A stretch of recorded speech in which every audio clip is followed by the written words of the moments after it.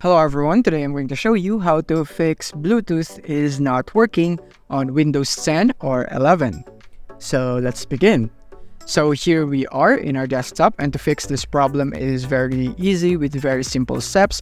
All you have to do is go into your start menu, and from here type update, and you'd see the check for updates in the system settings, because this is usually where the fix for this issue is coming from. So mostly you would have a lot of pending updates right here. That is why your Bluetooth is not working, because it needs to be updated in order for it to be working right here. So if you have a lot of pending updates right here, you need to download and install it immediately.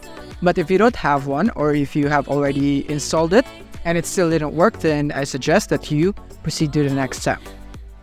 The next step would be going into the device manager right here in the control panel right here. And from here, what we're going to do is open up the Bluetooth right here, expand it right here, and you want to make sure that this right here, the wireless Bluetooth driver that you have right here, you want to update it right here. So once you click on update, you search for automatically for drivers right here. Click on it, and then once it says that the best drivers for your device are already installed, then you don't have to do anything. But if it says there is an update available, then you would need to download and install it by following the next step right here. But in my case, I'll just go and close.